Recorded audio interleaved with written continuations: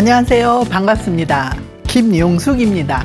성생활에는 은퇴가 없다. 오늘 이 시간에 여러분들과 하는 귀촌 후에 시작된 부부의 파탄. 사실은 눈에서 멀어지니까 마음에서도 멀어지더라 라고 하는 우리의 그런 속담이 있지 않습니까? 그 얘기랑 같은 이야기입니다. 그러면 귀촌하면서 문제가 생겨서 이 집이 부부의 관계가 문제가 생기네. 근데 그 과정 안에서 도대체 우리는 어떤 것들을 주의해야 될까? 우리의 삶 안에서 왜 이런 일이 생겼을까? 그 다음에 어떤 사람들은 귀촌을 해서 부부 사이가 더 훨씬 좋아졌다라고 하는 사람도 많은데 왜 이 부부는 귀촌을 한 후에 파탄이 일어났을까? 도대체 차이가 뭘까? 우리가 이 노년기를 멋지게 잘 살기 위해서는 도대체 어떻게 해야 되나? 원인이 뭔지 이런 것들을 좀 알아보면서 우리의 삶을, 우리의 생각을 조금 더 바꾸고 그리고 조금 더 나은 방향으로 노력하고 애쓰고 하는 이런 시간이 되었으면 합니다. 오늘 사례는요, 남편의 귀촌으로 생활터전이 달라진 부부의 갈등의 얘기입니다. 그래서 생활터전이 달라지고, 즉 별거를 선택했어요.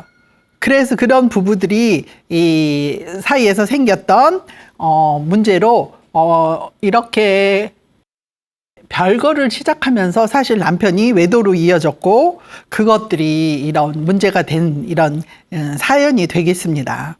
그래서 우리가 부부 관계에 대해서, 부부에 대해서 우리는 도대체 어떻게 생각하고 그다음에 어떤 역할을 하냐. 또 여러분들 지인 중에 이런 분이 계시다면 뭐라고 여러분들은 조언을 하시겠습니까? 아니면 내가 아주 비슷한 경우에 놓이게 된다면 우리는 어떤 의사선택을 해야지 조금 더 좋은 관계들을 맺으면서 행복한 이런 노년기를 보낼 거냐. 사실 제일 중요한 거는요, 노년기에 행복한 게 중요한 거라고 저는 생각합니다. 그리고 사실 성생활이라는 거, 그다음에 관계 안에서 생기는 삶이라고 하는 것은 어떤 경우에도 특별한 거가 아니라 가장 중요한 거는 삶의 형태가 여러 형태가 있을 수 있고 좀 다를 수 있지만 이런 어떻더라도 우리는 모두 행복해야 된다. 행복하려고 우리 노력해야 된다.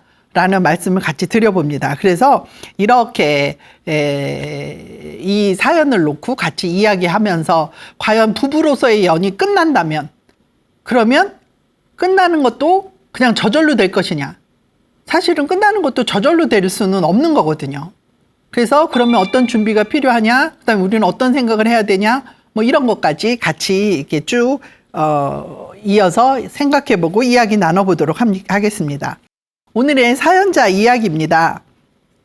오늘의 사연자는 68세 여성으로 5년 전까지 아들 하나에 딸 둘, 셋을 슬하에 두고 있으며 전문직으로 근무한 남편과 함께 경제적으로 그리 넉넉하지 않지만 전업주부로서 평탄한 삶을 살았습니다. 우리 주위에서 볼 수 있는 그냥 평범한 전업주부였다는 얘기죠. 부부 사이는 그리 좋지도 나쁘지도 않게 평범했으며 성생활도 그리 특별할 것이 없었습니다. 아주 일반적으로 생각하시면 될 것 같아요. 즉 커다랗게 어떤 갈등이나 어떤 어려움이나 이런 것도 없었다는 얘기죠. 물론 같이 살아가면서 어찌 잔 걱정과 잔 어려움이 없었겠습니까? 그러나 눈에 띄게 아주 극적인 이런 어려움은 없었다는 얘기죠. 이런 우리에게 남편은 은퇴를 하며 귀촌을 결정하였습니다. 아이들이 다 독립하여 걱정할 것이 없었으나 시골 생활을 전혀 해보지 못한 저는 귀촌이 탐탁지 않았습니다. 그러나 늘 그랬듯이 남편의 결정에 따라 함께 전원 생활을 시작하였습니다. 그러나 저는 그 전원 생활에 적응하기가 만만하지 않았습니다. 우선 벌레와 먼지는 저를 너무 괴롭혔고 드디어 남편과의 사이에도 문제가 생겨나고 갈등의 골이 깊어지면서 저는 아이들이 있는 도시로 분가하였습니다. 여기까지 보시면 여러분들이 이 부부가 어떤 과정을 겪었는지 미루어 짐작하실 수 있으리라고 생각이 듭니다. 도시에서만 살던 아내가 시골의 벌레와 먼지에 대해서 얼마나 어려움이 있었는지 어떻게 보면 아무것도 아닌 일이잖아요.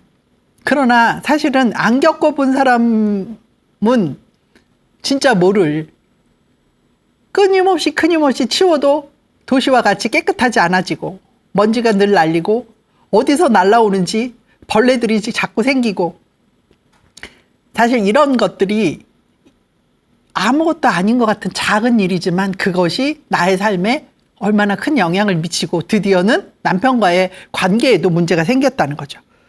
그래서 도시로 분가를 했는데, 사실 분가할 때는 이유가 좀 필요하잖아요. 마침 딸이 출산을 하여 함께 살면서 손주를 봐달라고 부탁을 했었던 것입니다.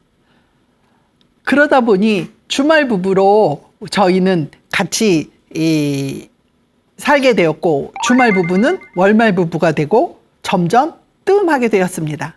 사정이 이렇다 보니 전원 생활은 남편 혼자 하는 꼴이 되었으며 남자 혼자 하는 살림은 점점 엉망이 되어가고 있었습니다.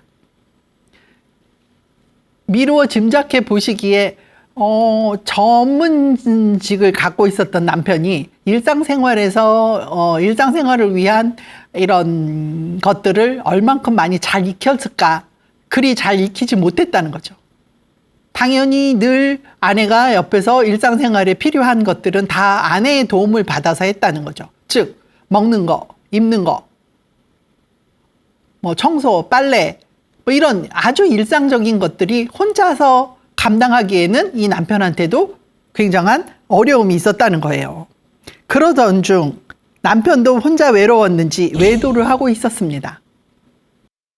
이 사실을 알고 처음엔 하늘이 무너지고 배신감에 치를 떨었으나 시간이 지나면서 어떻게든 마무리를 지어야 하는데 어떻게 해야 할지 몰라서 도움을 청합니다. 아주 특별하지 않은 사연자분의 사연입니다. 그리고 주위에서 많이 보는 아주 일반적인 이야기입니다. 이렇게 어떻게 하면 좋지? 라고 하는 지인이 이런 사연을 갖고 왔다면 여러분들은 어떻게 답을 주시겠습니까? 사실 저도 이 사연을 맞으면서 감정적인, 정서적인 부분을 빼고 나면 이 사건을 아니면 일어난 일을 처리하는 데 있어서는 아주 간단하리라고 생각이 들어요. 두 가지 중 하나 아니겠습니까? 남편 바람 핀 거 잊어버리고 계속 같이 부부 생활을 잘 해보도록 노력을 해서 같이 살든지, 아니면 이렇게 외도를 한 남편이랑은 죽어도 나는 같이 못 살겠으니, 우리 부부는 신뢰에 이렇게 문제가 생겼으니 이제는 더 이상 못 살겠어. 그래서 서로 각자의 갈 길을 갑시다. 그래서 이혼이라고 하는 결정을 이렇게 하는 거, 둘 중에 하나일 겁니다. 그러나 말은 이렇게 쉽습니다만 본인의 입장에서 이게 같이 살기도 그다음에 이혼을 하기도 정말 쉽지 않은 일이라는 걸 여러분들도 짐작하실 수 있을 겁니다.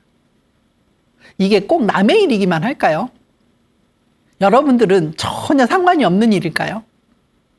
저는 상황에 따라서 뭐 귀촌이라고 하는 뭐 특수한 이렇게 똑같이는 아니어도 사실은 노년기를 거치면서 생활에 여태까지 살아왔었던 거에서 조금 다른 삶을 살아야 될 수 있지 않습니까?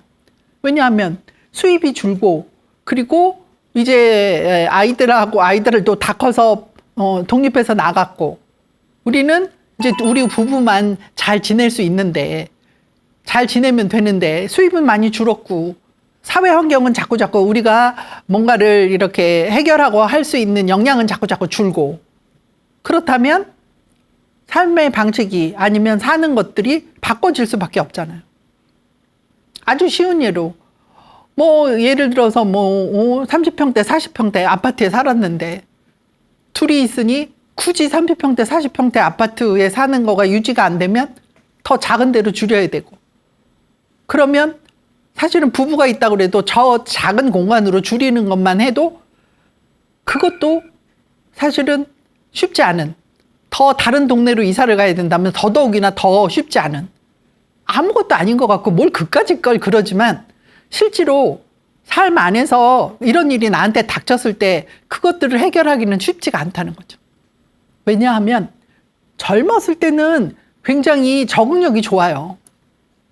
그렇기 때문에 뭐 다른 곳에 가서 큰 문제 없습니다. 그 다음에 뭐 다른 일이 생겨도 충분히 다 해결할 수 있습니다. 또 역량도 그만큼 되고요. 그런데 나이를 먹으면서 노년기에 접어들었다는 얘기는 유연성이 줄어들면서 뭔가 적응하는 데 되게 어렵다는 얘기죠. 전혀 모르던 데 가갖고 새롭게 뭔가를 시작하는 거가 그리 쉽지만은 않은 이야기입니다. 이런 이야기들을 같이 이야기해 볼 필요가 있다라는 말씀을 드려요. 그러면 우리 사연자분 중에서 이야기하는 것 중에 한번 얘기를 해보면요. 도대체 이 부부는요, 어디서부터 이렇게 문제가 생겼을까요? 생각을 해보면 부부 문제는 도대체 이 부부들은 도대체 어디서부터 문제가 틀어졌을까요?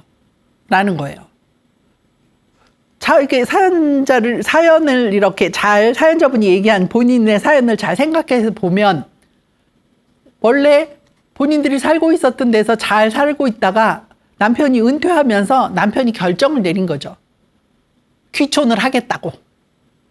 아내는 탐탁지 않았으나 늘 그랬듯이 남편의 의견을 받아들여서 귀촌을 같이 하게 되는 거죠. 사실은 아내는 하고 싶지 않았으나 그것을 막을 힘이 없었을 수도 있습니다. 반대를 했었겠죠. 그러면 이 중요한 문제, 부부가 같이 사는 이 문제를 누구의 결정에 의해서 이루어졌느냐? 남편의 결정에 의해서 이루어졌다는 거예요. 즉 얘기는 뭐냐 하면요. 이 부부는 이 하나의 문제뿐만 아니라 여태까지 계속 살아오면서 삶의 중요한 결정은 남편이 했다는 얘기예요. 왜 남편만 했을까요? 아내는 바보여서 이 남편의 결정을 따라만 갔을까요? 남편은 엄청 이렇게 뭔가 할 수 있는 역량이 크고 아내는 역량이 작아서 이렇게 했을까요? 어쩌면 거꾸로일 수도 있습니다. 사실 은퇴 후에는요, 남편보다 아내의 사회적으로, 사회에 적응하거나 살아가는 역량이 훨씬 더 클 수도 있거든요. 그럼에도 불구하고 이 아내는 남편이 한 결정을 그대로 쫓아갔습니다. 즉, 우리가 보고 배웠었던 남자는 이래야 돼, 여자는 이래야 돼 하는 성 역할이라고 하는 거죠. 이게 우리 삶 안에서 아주 자연스럽게 작동을 한다는 거예요. 이제 노년기가 되면서부터는 이렇게 작동했었던, 과거에 살아왔었던 이런 것들을 조금 바꿀 필요가 있습니다. 여성들이 남성들보다는요, 사회가 변함에 따라서 그 변하는 것에 적응 속도가 훨씬 높습니다. 제가 하나, 아주 생활 안에서 작은 이야기 하나 말씀을 드리면요. 제가 사실은 햄버거를 좋아합니다. 그래서 햄버거 가게 가서 이렇게 앉아서 햄버거를 먹으면서 햄버거를 주문하는 사람들이 이렇게 쳐다보는 기회가 있어서 이렇게 보고 있었습니다. 근데 저는 이렇게 저희 생활 안에서 사람들이 어떻게 움직이느냐 하는 것들을 관찰하는 거를 좀 재밌어 하면서 잘 보고 있는 이런 경우가 꽤 있거든요. 근데 보니까 북부가 요즘은 햄버거 가게에도요, 나이 많으신 분들이 와서 햄버거를 많이 사서 이렇게 드시는 고객분들이 많습니다. 아주 젊은 청소년들도 있지만, 제가 본 그 가게에는 한 반반 되는 것 같아요. 젊은 학생들, 청소년들이 한 반 정도 되고요. 그 다음에 나이 들으신 이런 분들이 한 반 정도 되는 것 같아요. 그런데 젊은 청소년들이나 아니면 아이들을 데리고 온 젊은 부부들은 키오스크라고 그러죠. 거기서 햄버거를 주문하는 거를 금방 착착착착 주문해갖고 금방 바로 받아가더라고요. 근데 제가 보기에 아마 같이 산책을 나온 부부들인 것 같아요. 노년기 부부들이요. 이 두 부부들이 오면 햄버거 가게 키오스크에 남자분들은 그 앞에 맨 처음에는 남자분들이 뚜벅뚜벅 걸어가십니다. 그래서 키오스크 앞에 딱 서갖고는 이것을 어떻게 할지 몰라가지고서 그냥 이렇게 쳐다보고 계십니다. 그러면 아내가 옆에 와서 이렇게 누르면서 이걸 어떻게 하는 거라고 이야기합니다. 그래서 아내가 없이 혼자 오신 분은요, 주문을 못 하십니다. 대부분 그 주문은 다 누가 하냐면 여자분들이 주문을 다 하십니다. 가끔은 남자분 혼자 있어서 못하면 옆에 있는 청소년들이 가르쳐 주기도 합니다. 아니면 그 매장에 있는 직원들이 가르쳐 주기도 하고요. 여하튼 제가 관찰한 바에 의하면 한 1시간 반쯤 관찰을 했는데요. 남자분 혼자 오셔가지고, 노년기 남자분이 혼자 오셔갖고 햄버거 사는 것을 주문하는 걸 한 건도 못 봤습니다. 사실은 이게 변하는 것에 대해서 못 쫓아간다는 얘기거든요. 다 아내의 도움을 받아야 된다는, 도움을 받아서 해결을 하더라고요. 그러니까 이렇게 키오스크 앞에 갔다가 아내가 오면 사갖고 와 하고는 가서 자리에 가서 앉으시더라고요. 그럼 아내가 다 사갖고 와서 갖다 놓으면 드시는 것만 드시더라고요. 그리고 나머지 먹은 그 나머지 쓰레기 정리죠. 그 쓰레기 처리는 또한 남자분이 하시는 거는 거의 못 봤어요. 그러니까 지금 요즘 누가 남자하고 여자하고 그렇게 달라? 아니야, 똑같아. 요즘은 여자들 때문에 아내들, 마누라들이 얼마나 있지 더 극성인데 우리는 꼼짝도 못해라고 이야기를 하시는 분들이 많지만 실제로 삶 안에서 보면 그렇지 않더라는 거죠. 여전히 우리가 그런 삶을 살았기 때문에 계속해서 그런 삶을 살고 있어요. 그래서 삶 안에서 이런 것들이 자연스럽게 역동과 그다음에 역할들을 하고 있다는 거죠. 그래서 대부분 중요한 일, 좀 중요하다고 생각하는 일은 꼭 여자분들은 어떻게 남편한테 꼭 물어보잖아요. 그 남편이 그러라고 할 때까지 자꾸 물어보잖아요. 그 왜 남자분들은 결정권이 있고 여자분들은 없느냐. 근데 사실은 그 일은 남자분이 하는 게 아니라 여자분이, 아내가 해야 될 일인데도 불구하고 남편한테 자꾸 물어보고 남편의 허락을 받아야 되는. 그렇다고 남편이 허락을 해야 내가 하는 것만 하라고 이야기하지 않았습니다. 그리고 혼자 했어도 남편분은 커다랗게 이의를 제기하지 않으셨을 거예요. 그럼에도 불구하고 물어봐야 되고 하는 이거는 뭐냐면 그동안에 우리가 배웠었던, 우리 인식 안에 있었던 남성과 여성이 어떤 역할을 하느냐 하는 것들이 실제로 작동하고 있다는 것을 보여줍니다. 그래서 대부분 보면은요, 아내들이 책임지거나 하는 중요한 일에 대해서는 소극적인 태도를 보이고 있는 경우가 되게 많습니다. 이 귀촌하는 일을 삶에 어디서 어떻게 살 것이냐 하는 중요한 문제를 결정할 때 남편 혼자 결정했기 때문에 여기서부터 사실은 가장 큰 원인이 생긴 거라고 저는 생각해 봅니다. 만약에 둘이 어느 정도 동등했다면 아내가 반대하는 것에 대해서 남편도 어느 정도는 받아들여고, 그래서 어떤 것들을 같이 해야 될까를 같이 하는 게 필요했을 겁니다. 아내의 생각이 같이 들어가서 서로 이렇게 어우러져서 그들만의 원인, 그들만의 삶의 방식들이 만들어져서 나와야 되는 거죠. 이런 것들이부터 시작이 됐으리라고 저는 생각이 됩니다.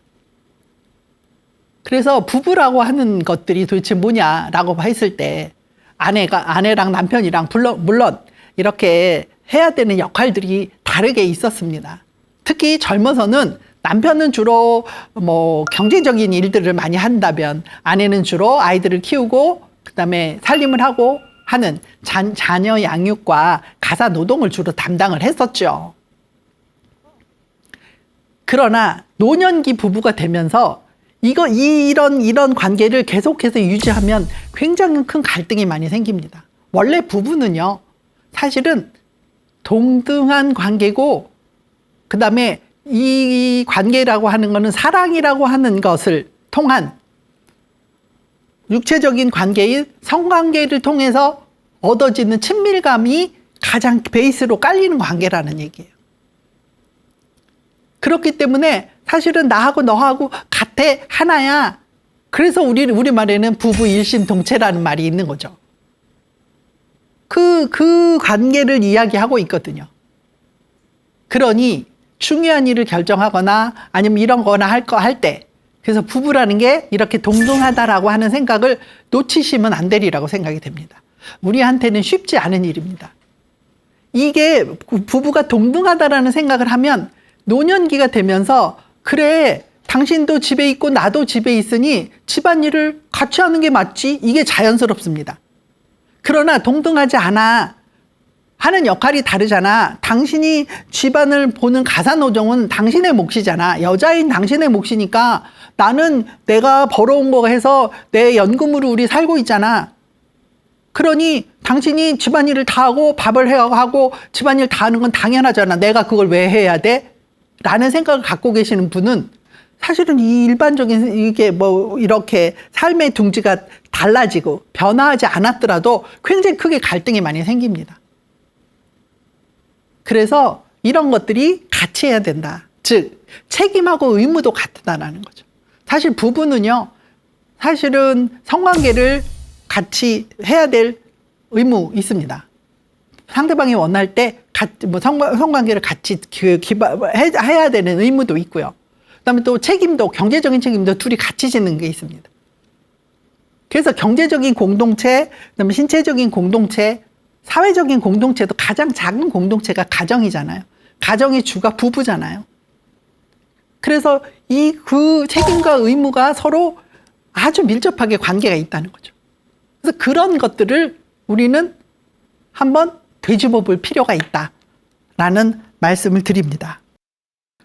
두 번째는 사실은 아까도 말씀드렸지만 이 부부가 결정할 때 두 가지 중에 하나라고 말씀드렸어요. 남편의 외도를 받아들이고 같이 살지 아니면 이혼할지. 그런데 이 결정을 하기 전에 꼭 점검해야 될 것이 있습니다. 홧김에 아니면 욱하는 마음에 아니면 내가 정말 기분 나빠서 어떤 중요한 결정을 해서는 안 된다는 거죠. 그러면 결정해야 될 때 무엇을 점검해야 하냐면 이 아내 입장에서는 아내가 원하는 것이 무엇인지 명확하게 본인이 생각하는 게 필요합니다. 뭘 원하는지. 다른 사람이 눈에 내가 어떻게 비칠지 그런 거 말고요.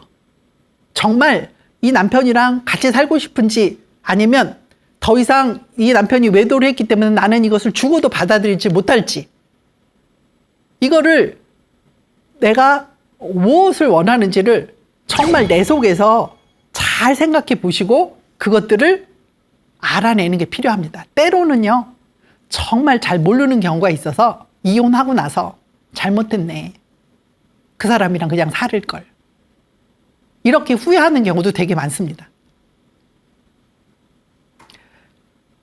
제가 드리는 말씀은요. 그렇다고 해서 외도를 그냥 무조건 받아들여라. 그런 말씀은 아닙니다.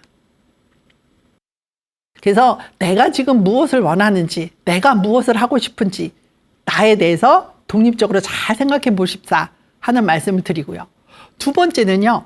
이제 여기서는 뭐 상간녀에 대해서 외도를 했습니다라고 그냥 한 줄 딱 이렇게 말씀을 하시고 그 얘기를 안 하셨어요. 근데 대부분 보면은 남편이 외도를 했었을 때 보면 남편이든 아내든 배우자가 외도했었을 때는 상간남이든 상간여든에 관한 집착들이 되게 심합니다. 그 사람이 누군지, 이 둘이 어떻게 만났는지, 무슨 행위를 어떻게 했는지 막 이런 것들에 굉장히 집착하고 관심을 많이 갖습니다. 그런데 그거는 전혀 필요하지 않다는 얘기예요. 나하고 내 배우자하고의 문제지 나하고 상간남하고의 문제가 아니라는 겁니다. 그래서 내가 상간녀나 상간남 외도한 사람들에 대해서 관심을 가질 필요가 없어요.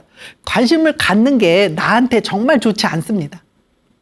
가져봐야 나한테 도움이 전혀 안 된다는 거예요.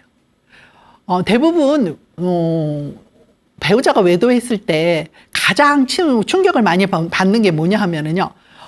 외도한 상간녀나 상간남이 나보다 못할 때예요. 아니 저런 사람이랑 바람을 폈다고? 그래서 내가 너무 자존심이 상해. 이런 경우가 되게 많습니다. 이러면 그 다음에는 뭐 더 이상 내 배우자를 받아들일 뭐 이런 생각들이 안 나는 거예요.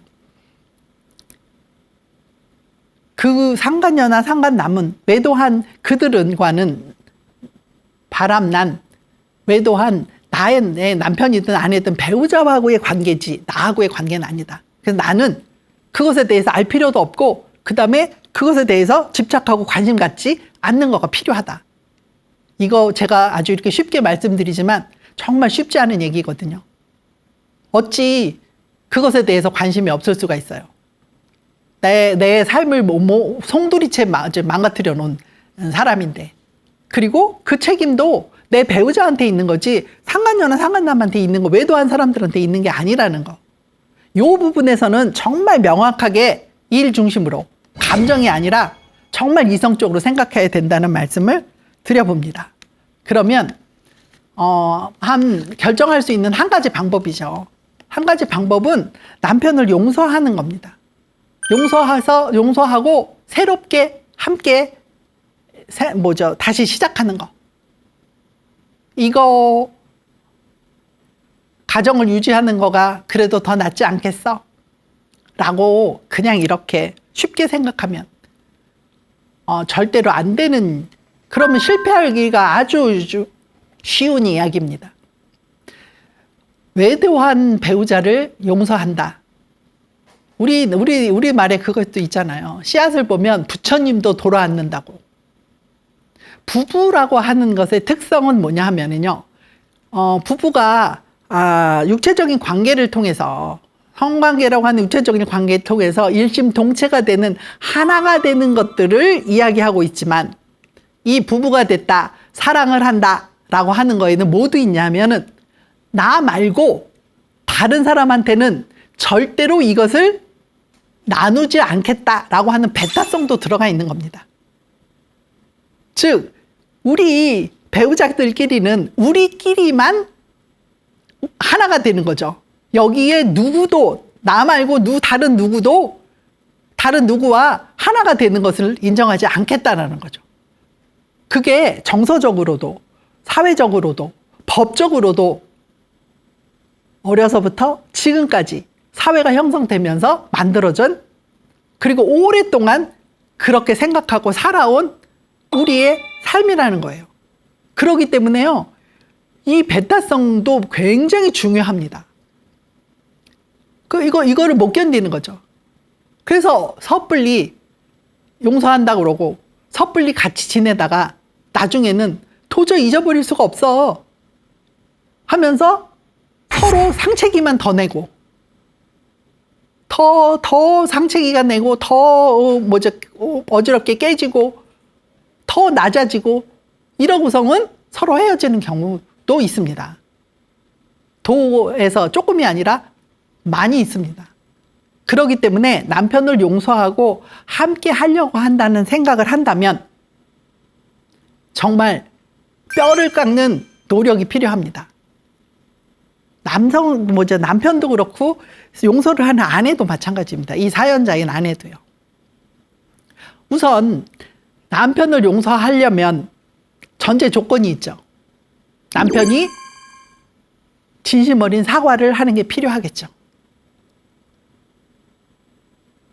정말 잘못했다라고 이야기하는 이 사과도 남편이 하기도 어렵지만, 왜?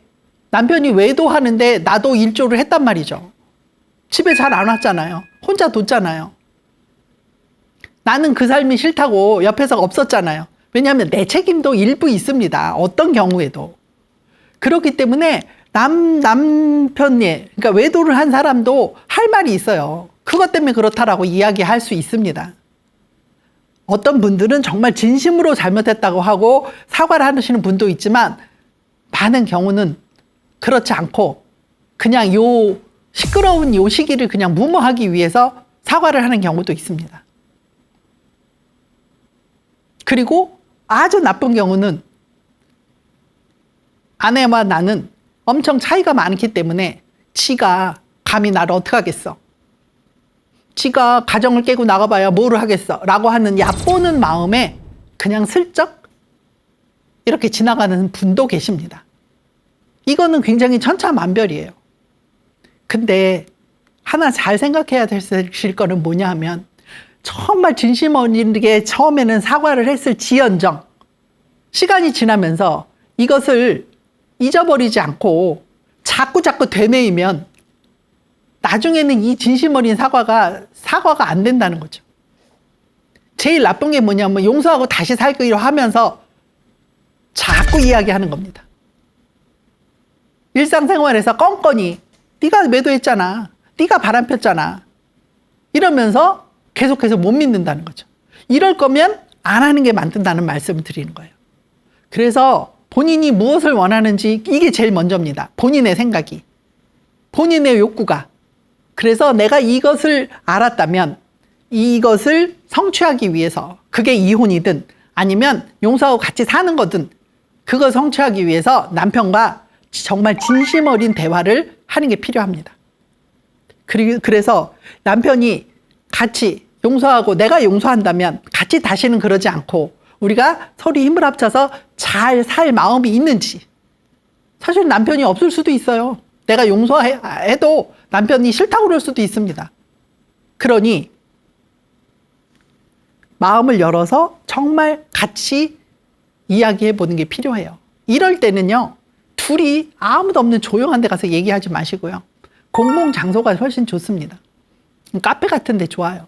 너무 시끄럽지 않은. 왜냐하면 감정이 격할 수 있어가지고요. 아무도 없는 데서 집에서 둘이 있을 때 얘기하면 아주 큰 싸움으로 벌어질 수 있습니다. 그러니 이성적으로 생각하고 이성적으로 표현하고 말할 수 있게 이런 사회적인 환경을 만드는 게 필요합니다.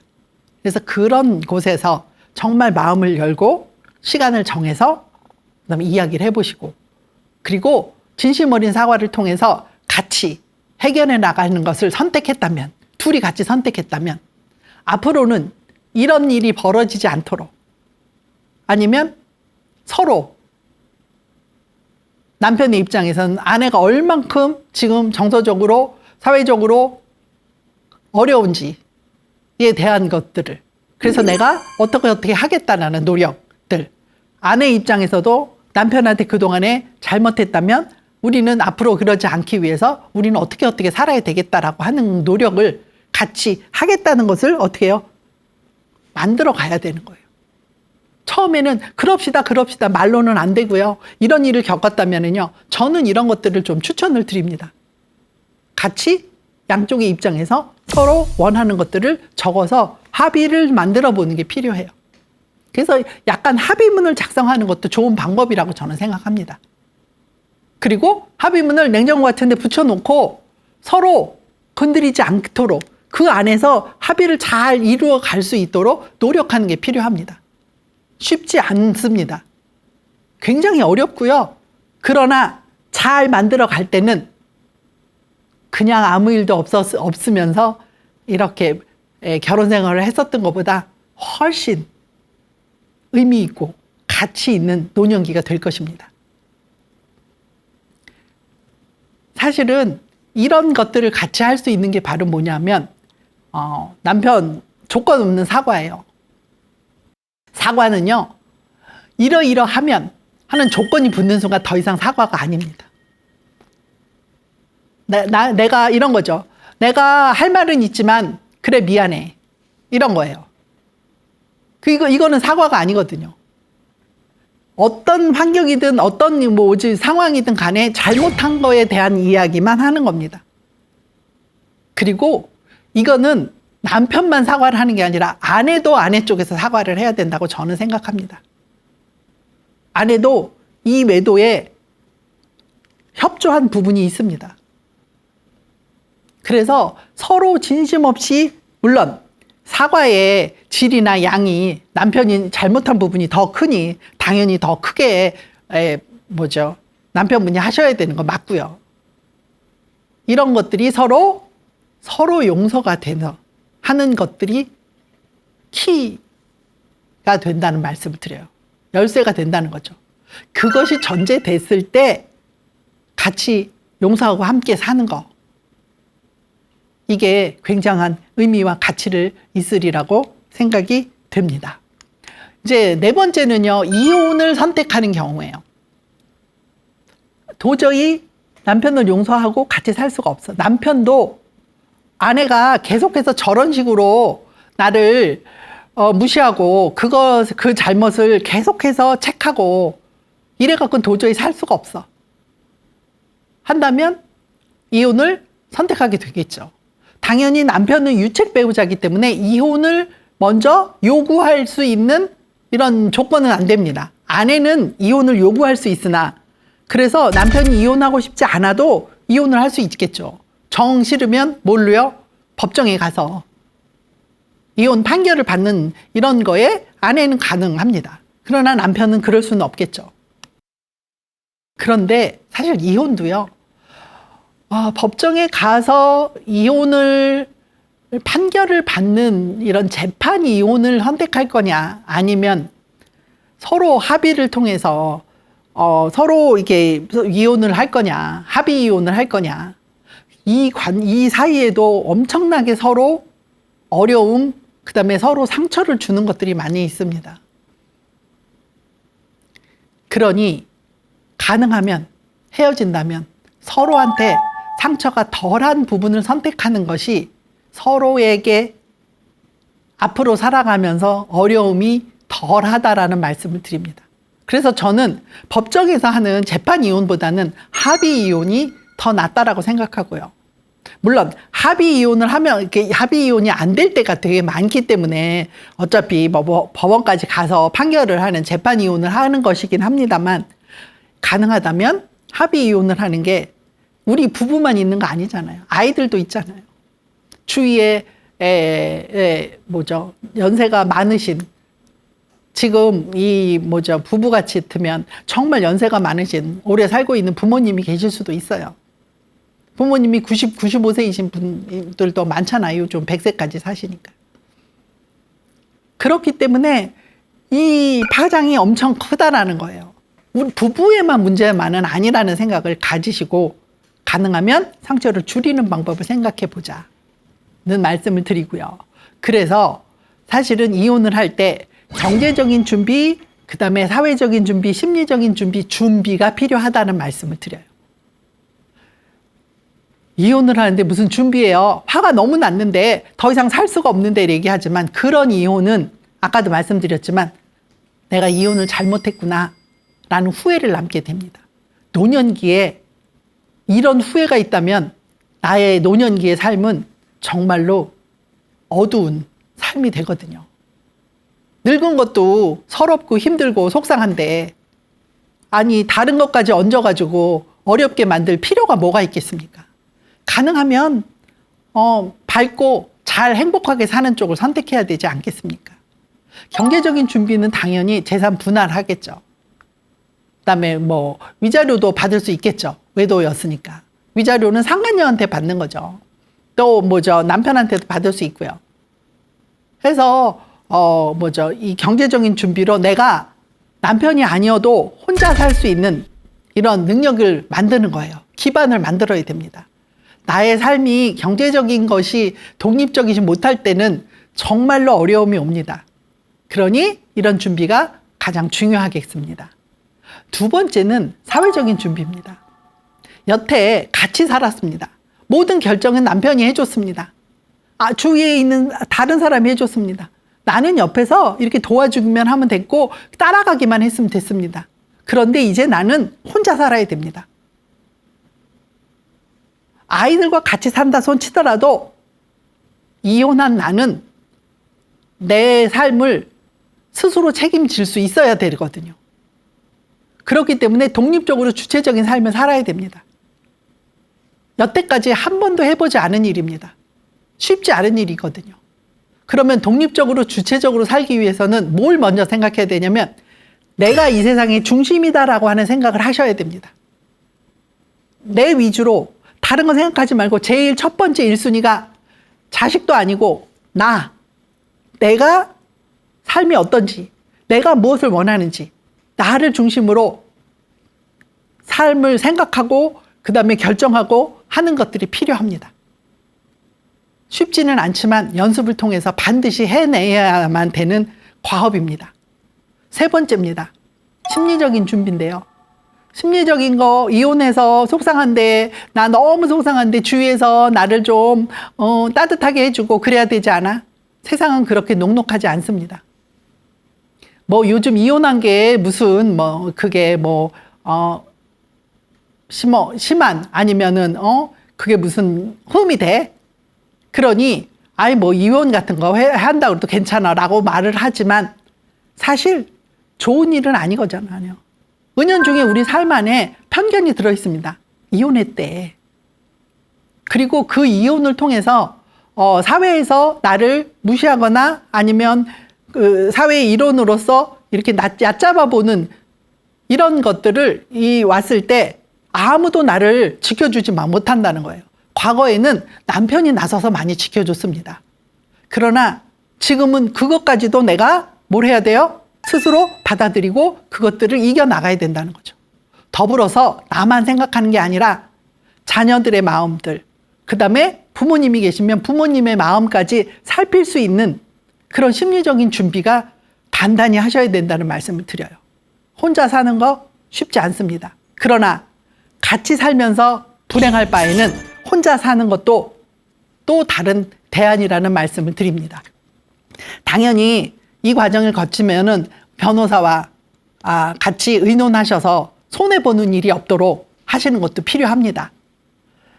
이렇게 말씀을 드리면서 오늘 저는 여러분들과 남편의 외도로 고통받는 아내가 어떤 의사결정을 하는 것이 남은 노년기의 삶에 도움이 될지에 대해서 같이 이야기해 봤습니다.